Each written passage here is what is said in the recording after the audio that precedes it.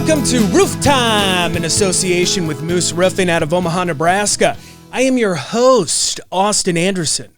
I major in roofing and minor in chainsaws, mini bobcats, and three-wheelers.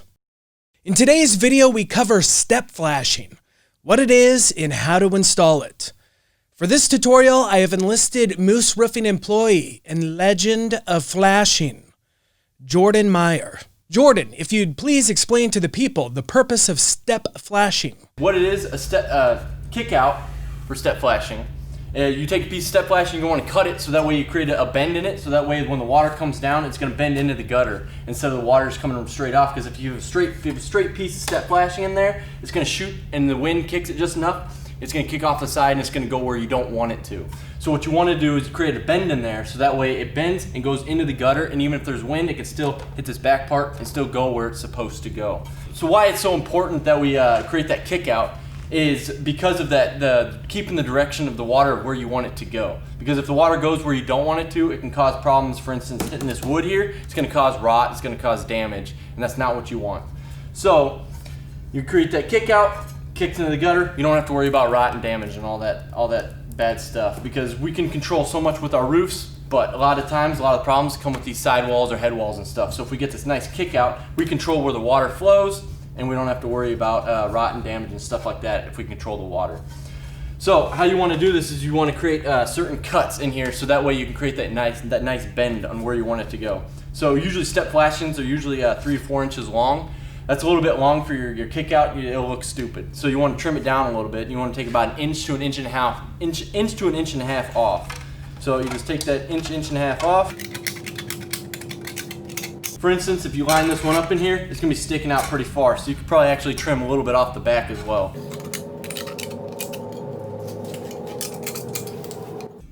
Boom. You're going to have about the right shape of what you're looking for right underneath there.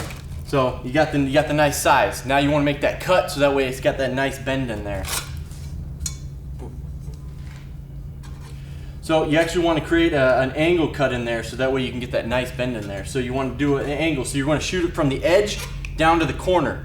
Once you hit that corner, you can be able to make that bend. Just be careful not to cut this, because then you're cutting the wrong side. So you want to make that nice little angle cut right to the back. So you got that nice cut, and what you want to do is this part needs to lap over here, so any water comes down, it's going to go straight from the superior ledge down to the lower ledge and into your gutter. So once you get that, you lap that over, you got to make that bend. So you got to be careful so you can make the bend in the right place. So you just got to bend it nice and easy. It's really good if you have a piece of like a pair of benders, like a hand benders. You can grip it really nice and easy, make a nice perfect little bend where you want it. I'm doing it kind of rough with my bare hands, so it's not going to be quite perfect. But do that nice little bend. You got yourself a nice little kick out there. You're doing a fantastic job, Jordan.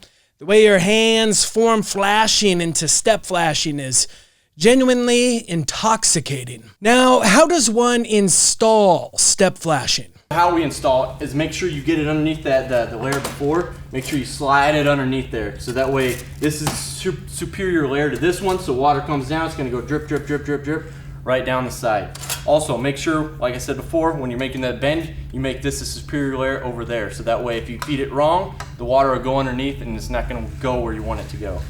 So you make that nice little bend, hold it down in there, you'll slide her underneath, just like that. And then you'll meet that old one right on your bend point, so that way you've got that nice little placement there. So the water kicks straight down and shoots right down into the gutter. It's exactly where you want it to go.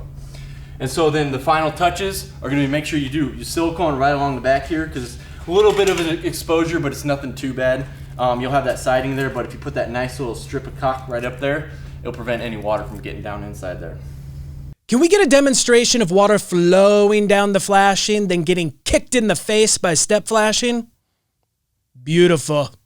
Simply beautiful. Did the water drip all over the floor? Nope. It dripped right into a dirty Dunkin' Donuts cup. Look at it trickle. Now go out there and apply this knowledge to the real world and make the best damn step flashing the industry has ever seen. I'm being serious. Take pride in what you make and do your absolute best in everything you do. Make sure people say, "You know Todd?" And then people will say, "I've heard people whisper his name. usually in the same sentence as the word excellence. And they will say, damn straight.